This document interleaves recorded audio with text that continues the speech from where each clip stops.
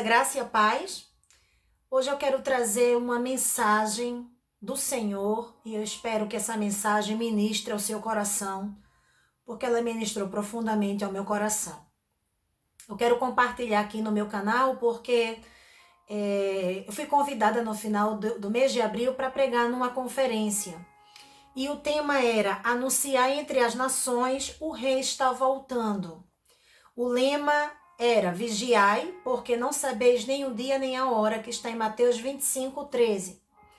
E a primeira parte dessa mensagem, por motivos técnicos, ela não ficou gravada, ficou só a segunda parte.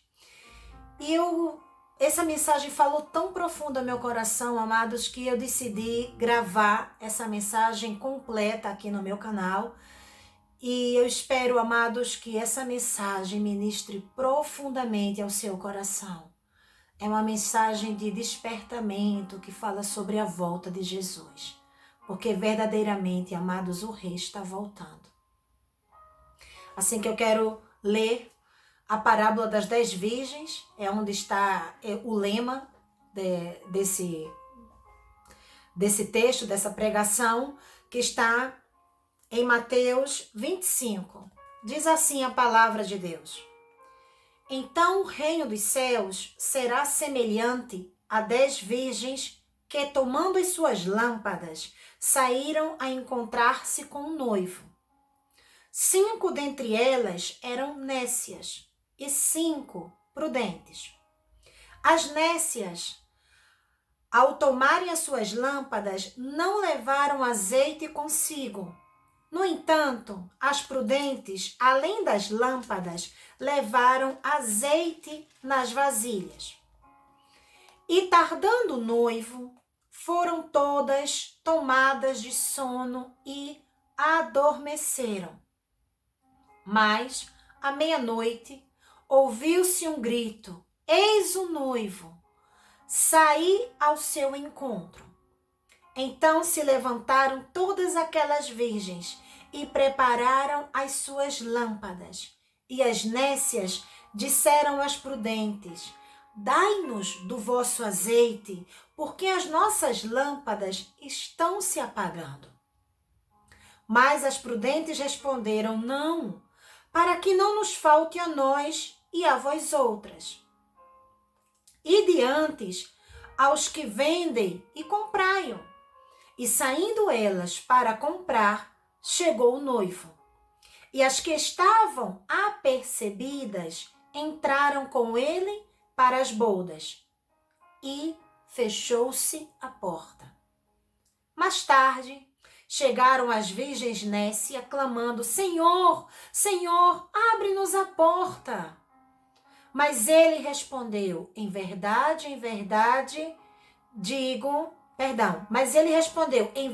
vos digo.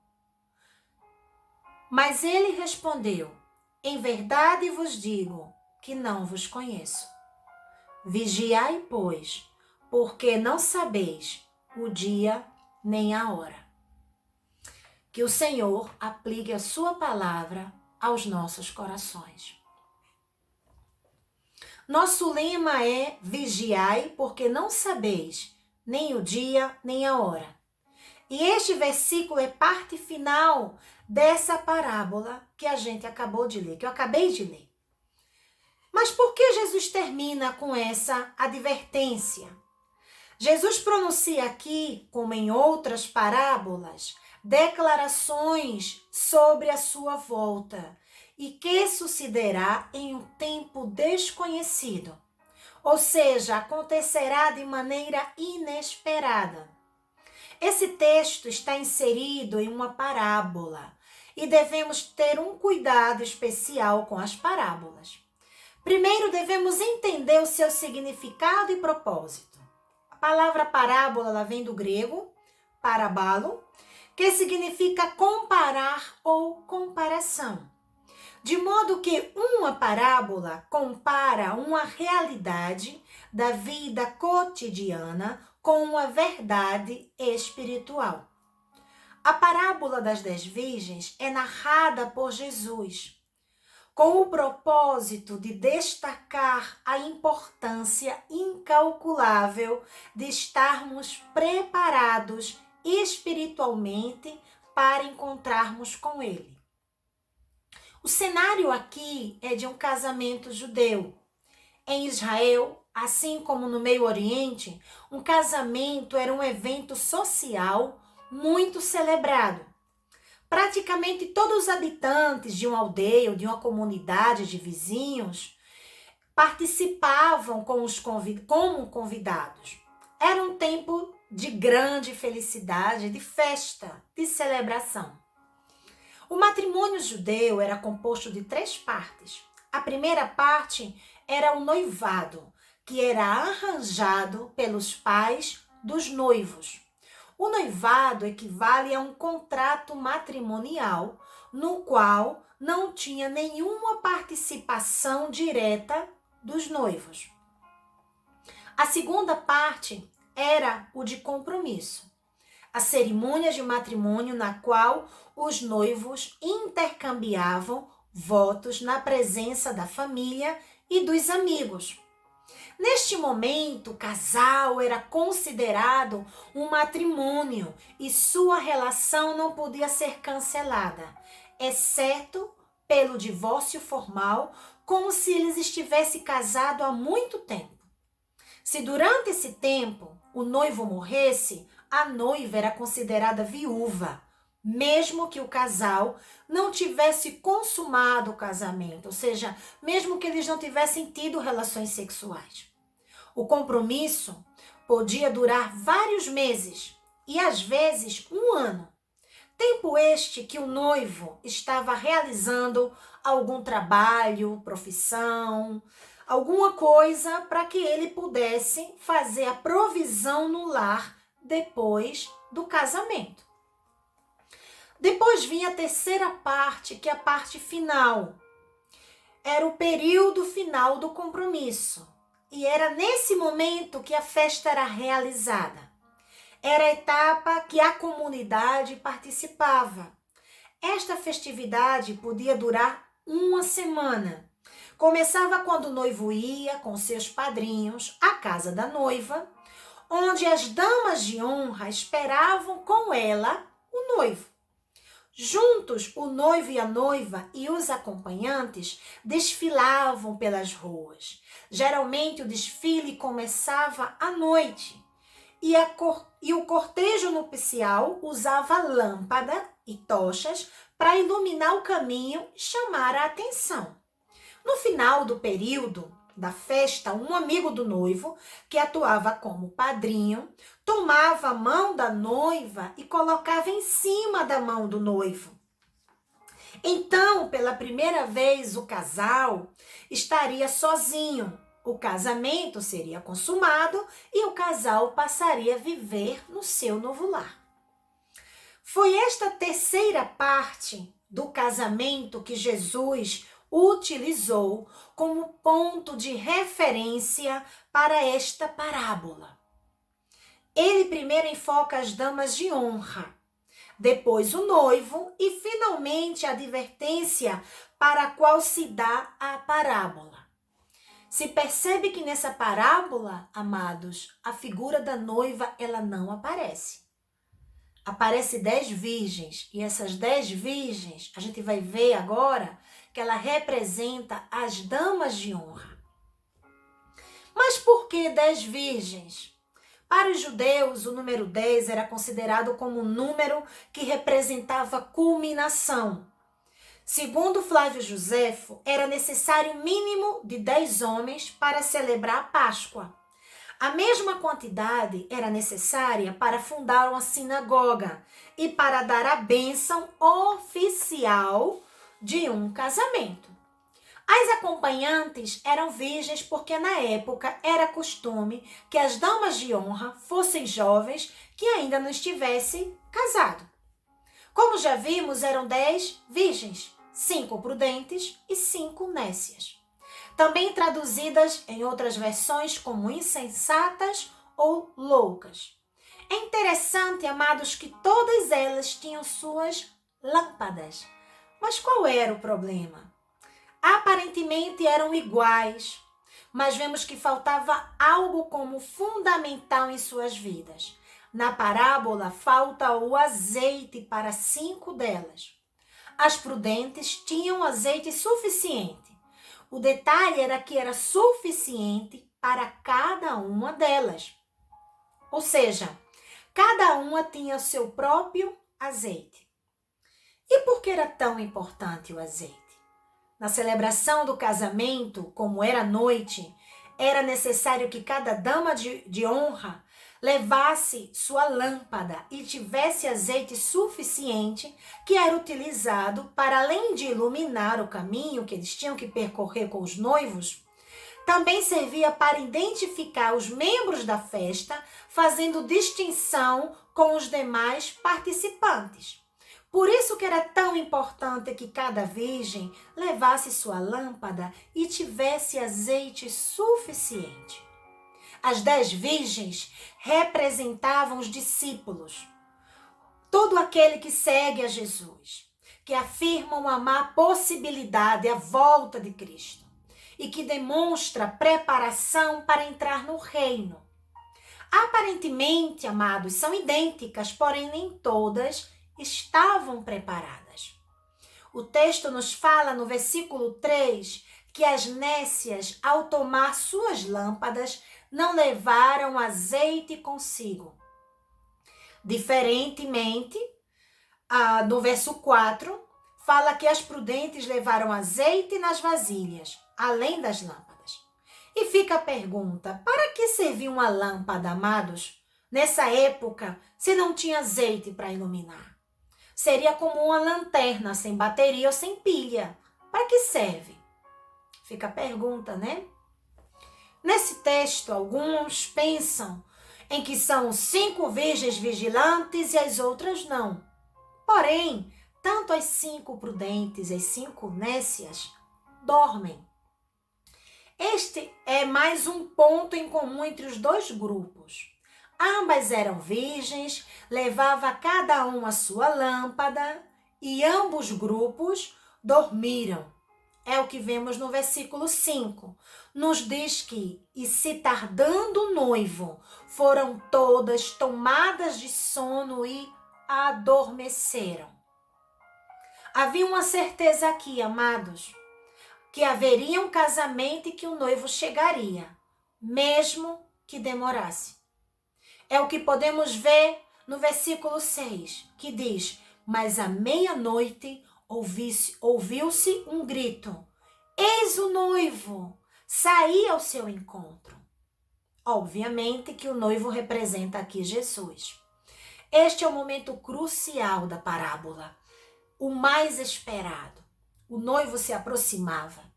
Observe que o noivo ainda não tinha chegado. Ele estava a caminho. E o que aconteceu? Observamos no versículo 7. Então se levantaram todas aquelas virgens e prepararam as suas lâmpadas. O texto diz que elas se levantaram, estavam com as lâmpadas preparadas. Entretanto, no versículo 8, vemos que há um detalhe importante. Os versículos de 8 a 11 diz: e as nécias disseram às prudentes: dai-nos do vosso azeite, porque as nossas lâmpadas estão se apagando. Mas as prudentes responderam: não, para que não nos falte a nós e a vós outras. Ide antes aos que vendem e comprai-o. E saindo elas para comprar, chegou o noivo. E as que estavam apercebidas entraram com ele para as bodas. E fechou-se a porta. Mais tarde, chegaram as virgens nécias clamando: Senhor, Senhor, abre-nos a porta. Aqui a narrativa apresenta um momento de crise. Pode parecer que as virgens prudentes fossem egoístas, porém elas dão a explicação do porquê não poder compartilhar o azeite. Não vou entrar aqui no mérito do que significa o azeite, porque há várias interpretações. Entretanto, na época, o azeite servia de combustível para manter a luz acesa nas lâmpadas e nas tochas, de modo que se as prudentes, no caso, tivessem compartilhado o azeite, teriam um risco, né, de ficarem todos no escuro. Por isso que elas levaram cada um o seu azeite. Independentemente do que possa significar o que seria o azeite, a lição mais importante aqui é a preparação. E neste caso, a preparação está associada à prudência, que somente 5 das virgens tinham, e as outras 5 não. As nécias eram damas de honra, de um casamento, né? De uma boda, que elas sabiam exatamente o que ia acontecer e não se prepararam de maneira correta, apesar de ter todo o conhecimento do que poderia passar. Era um costume da época, então elas não estavam inocentes, elas eram conscientes do que podiam passar. Cuidado, podemos ter conhecimento e não sermos sábios. Elas saem para comprar azeite depois da meia-noite. E o pior aconteceu. O noivo chegou e elas não estavam preparadas para sair ao encontro do noivo. A parábola não nos diz se elas encontraram azeite ou não. Então eu não vou especular. Porém, o texto fala que mais tarde, tampouco se diz a hora, as virgens nécias chegam clamando: Senhor, Senhor, abre-nos a porta. E a resposta não foi a que elas esperavam ouvir. Vejamos o versículo 12. Mas ele respondeu: em verdade vos digo que não vos conheço. A situação aqui não era se as virgens tinham pouca ou muita unção. Porque ninguém, amado, será salvo se tem muita ou pouca unção, viu? Não se trata disso. Nem pelos dons. Não. Também não era se essas virgens eram constantes ou não. Sabe do que se trata aqui, amados? Era do novo nascimento. Era de pertencer a Jesus. É essa preparação que está implícita na parábola. Não se trata se é pastor, se é missionário, se canta, se toca. Não importa que tipo de ministério você tenha, não se trata disso. Dos cargos que você tenha, dos títulos que você possa acumular na sua vida. Não se trata disso. Se trata se você é um servo de Deus que há nascido de novo ou não. Por quê? Porque a afirmação do noivo é: não vos conheço. Aparentemente, as virgens eram iguais às outras, né? As virgens nécias eram iguais às virgens prudentes. Mas era apenas aparência. Há apenas, queridos, 2 textos que Jesus utiliza esta expressão negativa, quanto a não conhecer aqueles que aparentemente são seus servos. A primeira é esta: não vos conheço. E a outra também está em Mateus 7, do 21 ao 23, que diz assim: Jesus disse: nem todo o que me diz Senhor, Senhor, entrará no reino dos céus, mas aquele que faz a vontade de meu Pai, que está nos céus. Muitos, observe bem, amados, muitos naquele dia hão de dizer-me: Senhor, Senhor, porventura não temos nós profetizado em teu nome? E em teu nome não temos expelido demônios?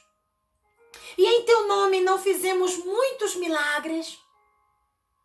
Então lhes direi explicitamente: nunca vos conheci. Apartai-vos de mim, os que praticais a iniquidade. O que vemos aqui, amados, é uma declaração de Jesus afirmando que não conhece aqueles que aparentemente eram dele, mas que na realidade eram praticantes de iniquidade. Ou seja, eles viviam no pecado, viviam com uma vida dupla, achando que estava enganando. Cuidado. O que vemos aqui, amados, é uma declaração forte, uma declaração potente, uma declaração de que, olha, eu não tenho comunhão com você, não vos conheço, ou nunca os conheci. Porém, há outro texto, falando agora de maneira positiva, em João, capítulo 10, do versículo 14 ao 16, que diz assim: Jesus afirma, eu sou o bom pastor. Veja a diferença. Conheço as minhas ovelhas, assim como o Pai me conhece. E as minhas ovelhas me conhecem, assim como eu conheço o Pai. Eu dou a vida pelas ovelhas. Tenho outras ovelhas que não são deste rebanho. Eu ainda tenho que trazê-las para este rebanho. Elas ouvirão a minha voz e haverá um só rebanho, um só pastor. Os irmãos percebem a diferença aqui, nesses textos? Nos dois primeiros textos, Jesus afirma não conhecer as pessoas que aparentemente eram seus seguidores, enquanto que neste último ele afirma que conhece as suas ovelhas e que suas ovelhas o conhecem, e faz uma comparação assim como eu conheço o Pai. Veja, amados, que diferença. Isso fala, amado, de relacionamento, amados, de comunhão, de intimidade. E é esta preparação que as virgens nécias não tinham. Por isso que o noivo lhes disse, em verdade vos digo que não vos conheço. O texto termina com a advertência de Jesus no versículo 13. Vigiai, pois, porque não sabeis o dia nem a hora.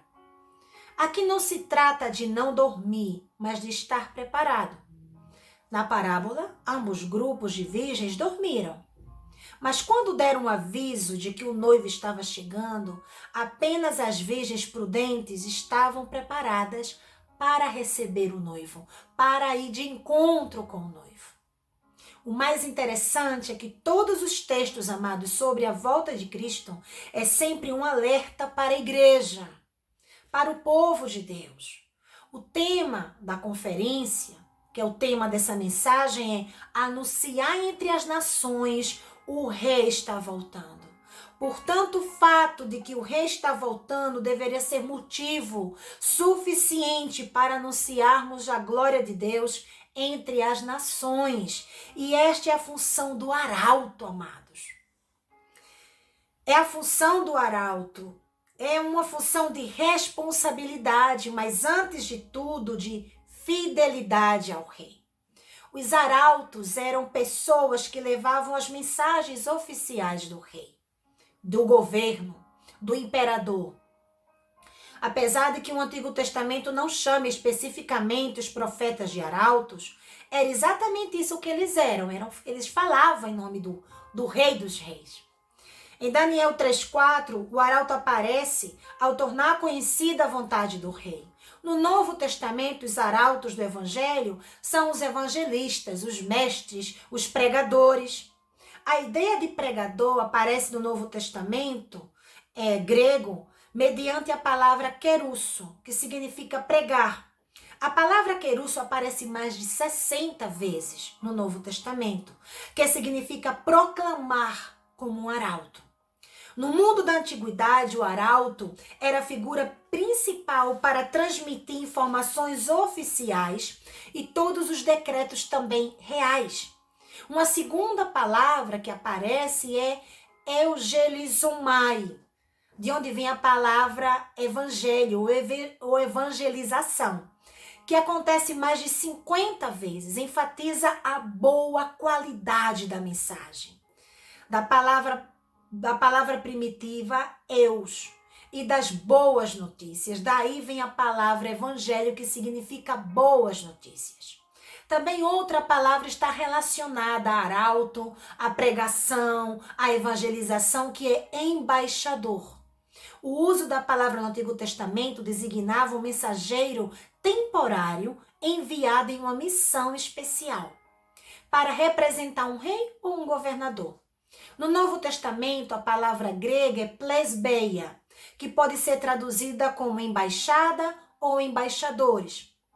Ela é usada em Lucas 14:32 para referir-se a um grupo de embaixadores enviados com um pedido de solução pacífica para problemas. A palavra plesbeia também é traduzida, como eu já falei, como embaixadores, ou como embaixada.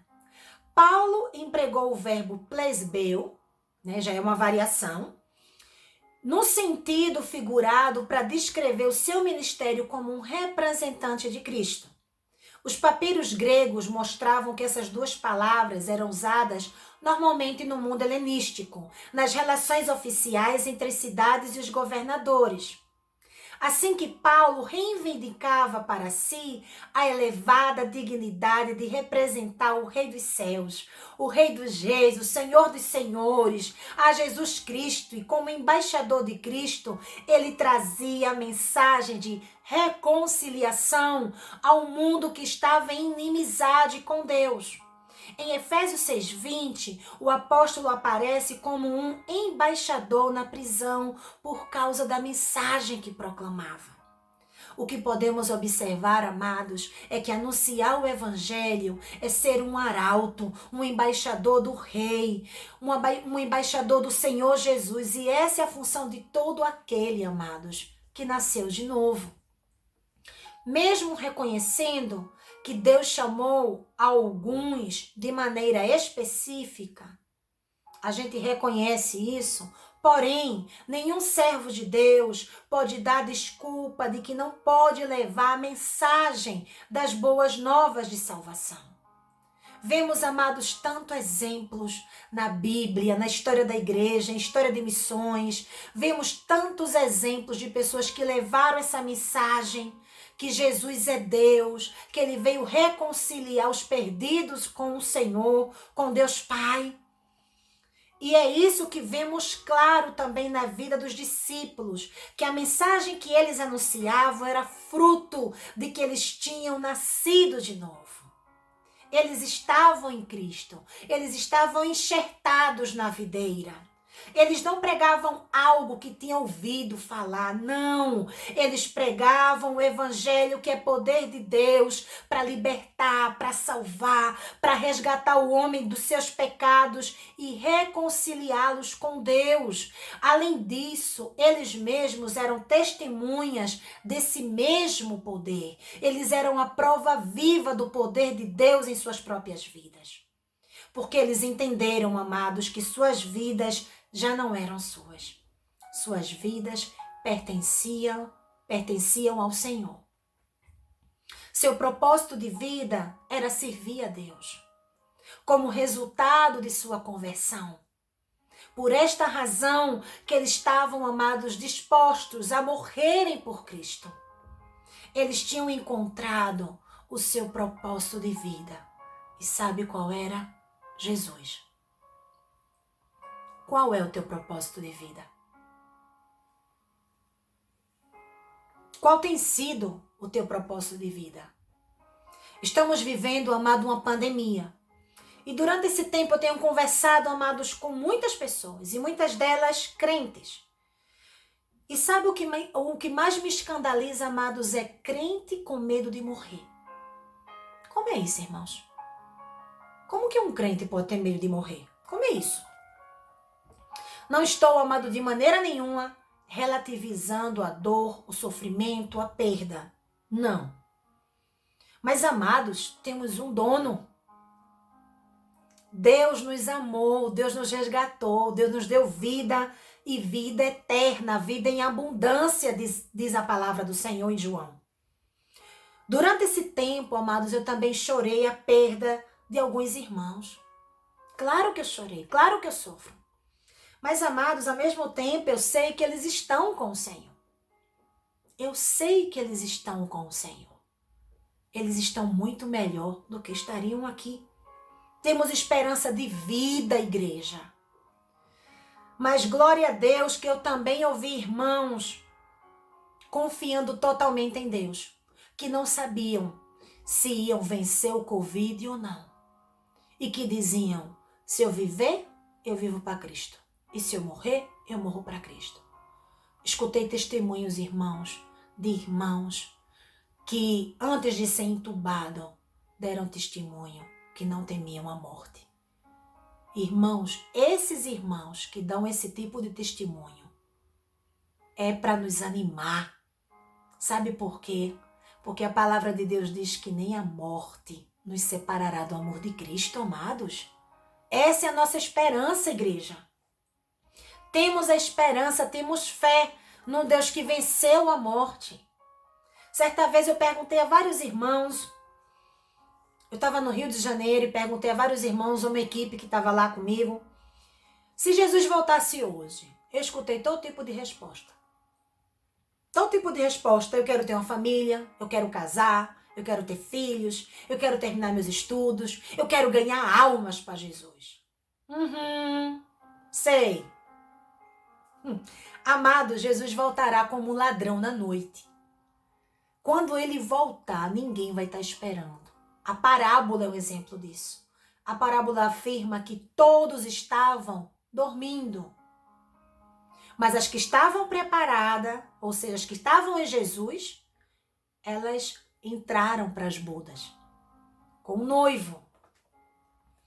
O céu, amados, somente é céu porque Deus está ali. Se no céu não estivesse Deus, o céu já não seria céu, amados. Então, o que pode ser mais importante na vida de um servo de Deus que está com seu Senhor? Sabe o que é, irmãos? Pode ser mais importante do que estar com o Senhor. O Senhor é a nossa rocha, o nosso rochedo, a nossa fortaleza, o socorro bem presente na hora da angústia. É Ele, amados. É Ele. Os crentes com medo, parece que não, como se não soubesse para onde vai. Como é isso, irmãos? O que está acontecendo? O que está de errado conosco, amados? O que está acontecendo? Se a gente lê constantemente testemunho de irmãos perseguidos que não negam Jesus, mesmo em face à morte, não amaram suas próprias vidas, diz lá Apocalipse, né? Como é isso? Os discípulos anelavam a volta de Jesus. Paulo, os primeiros cristãos, mas a igreja, irmãos, pós-moderna está muito bem nessa terra. Como se aqui fosse a nossa pátria. A nossa pátria é a Nova Jerusalém, amados. Essa é a nossa pátria. Durante esse tempo, amados, mesmo quando aqui em Madrid o número de mortes aumentava, em nenhum momento, amados, eu digo isso com muito temor de Deus, em nenhum momento eu tive medo de pegar o coronavírus. Ou dele me pegar, né? Sabe por quê, igreja? Sabe por quê, meu povo? A minha vida está nas mãos do Mestre. Não era isso que o cantor Lázaro cantava? A minha vida é do Mestre. O meu caminho é do Mestre. A nossa vida é do Mestre, igreja. O irmão Lázaro partiu com o Senhor. Glória a Deus. Aleluia. Essa é a nossa esperança, igreja. Que um dia estaremos com o Senhor. Se a nossa vida está na mão do Mestre, o que pode aterrorizar os nossos corações, igreja? Nada. Temos a melhor e mais completa mensagem, o Evangelho de Cristo, que é poder de Deus para destruir todo o pecado que separa o homem de Deus. O que mais queremos, amados? Uma profissão, estabilidade financeira, a casa própria, uma casa na praia, terminar os estudos. O Covid-19 tem nos mostrado que tudo isso, que de alguma forma poderia oferecer segurança, era apenas casas construídas sobre a areia. A quantidade de pessoas que perderam, amados, trabalho, empresas, casas, famílias, amigos, meu Deus, quantas perdas! E se você está passando esse processo de luto, saiba de uma coisa, amado. Deus é aquele que nos consola através do seu Espírito Santo. Ele não nos deixou órfãos. Temos o seu Espírito Santo que habita em nós, que nos consola. Ele é o nosso consolador, igreja. O pior não são aqueles irmãos que partem para a glória por Covid-19, porque sabemos que estão com o Senhor. Mas são aqueles, amados, que partem para uma eternidade sem Cristo. É essa realidade, amados, que tem que arder em nossos corações. Porque o maior problema que temos hoje, amados, não é o coronavírus, é o pecado. Esta é a pior enfermidade que assola a humanidade. Mas ele teve uma cura. Foi o sacrifício de Cristo lá na cruz do Calvário, que venceu a morte, que venceu o pecado. Jesus se fez pecado em nosso lugar para que hoje eu e você tivéssemos vida e vida em abundância. Em 1 de Coríntios 6:20 diz: porque fostes comprado por preço, agora pois, glorificai a Deus no vosso corpo. Também somos conscientes que haverá o princípio das dores, guerras, rumores de guerras, pestes e tantas outras coisas. Porém, devemos continuar firmes em Deus. Não nos assustar, amados, porque sabemos que a palavra de Deus, ela se cumpre, ela vai se cumprir. Por isso, devemos anunciar entre as nações a mensagem do Evangelho. E diante disso tudo, o que podemos aprender? A primeira coisa, precisamos estar preparados. A preparação é fundamental. E esta preparação, amados, é pertencer a Cristo. É ter nascido de novo. Se você ainda não se arrependeu dos seus pecados, se você ainda tem dúvida para onde você vai, arrependa-se. Creia em Jesus como seu Senhor e seu Salvador. É tempo de buscar ao Senhor. Sejamos como as 5 virgens prudentes. Segunda lição, cuidado com as aparências. Tem um ditado, no Brasil, que a gente diz: as aparências enganam. Cuidado, é verdade, as aparências enganam. Você pode ter aparência de crente, fazer tudo que o crente faz e não ser crente. Não ter nascido de novo. Ouvir de Jesus, nunca os conheci, é a realidade de quem nunca nasceu de novo. Este mesmo alerta Jesus faz àqueles que estão na igreja de Sardes. Ao anjo da igreja de Sardes escreve: estas coisas diz aquele que tem os 7 Espíritos de Deus, as 7 igrejas. Conheço as tuas obras, ouça bem, que tens nome de que vives e estás morto. Sê vigilante e consolida o resto que estava para morrer, porque não tenho achado íntegras as tuas obras na presença do meu Deus. Lembra-te, pois, do que tens recebido, e ouvide, guarda-o, e arrepende-te, porquanto, se não vigiares, virei como ladrão, e não conhecerás de modo algum em que hora virei contra ti. Tens cuidado em Sardes. Tens, contudo, em Sardes, umas poucas pessoas que não contaminaram suas vestiduras e andarão de branco junto comigo, porque são dignas. Umas poucas pessoas, amados. E o texto continua: o vencedor será assim, vestido de vestiduras brancas, e de modo nenhum apagarei o seu nome do livro da vida. Pelo contrário, confessarei o seu nome diante de meu Pai e diante dos anjos. Quem tem ouvidos, ouça o que o Espírito diz às igrejas. Terceira lição, amados: o noivo vem. Não importa o tempo, Jesus virá e acontecerá quando menos esperamos. Por isso ele diz: vigiai. Como já vimos tanto na parábola como nesse texto de Apocalipse que eu acabei de ler, vigiar não significa não dormir. Vigiar significa viver de maneira íntegra, conforme ao que somos em Cristo, servos de Deus que nasceram de novo. Lembre-se que na parábola os 2 grupos dormiram, mas somente 5 virgens estavam preparadas. No texto da igreja de Sardes, esse mesmo sentido encontramos: conheço as tuas obras, que tens nome, de que vives e estás morto. Sê vigilante e consolida o resto que estava para morrer. Porque não tenho achado íntegras as tuas obras na presença do meu Deus. Lembra-te, pois, do que tens recebido e ouvido, guarda-o e arrepende-te. O noivo vem. 4ª lição: o ide, amados, é insubstituível. Anunciar entre as nações é a função dos discípulos de Cristo. É um erro pensar que somente quem tem chamado é que deve levar a mensagem. Não, amados.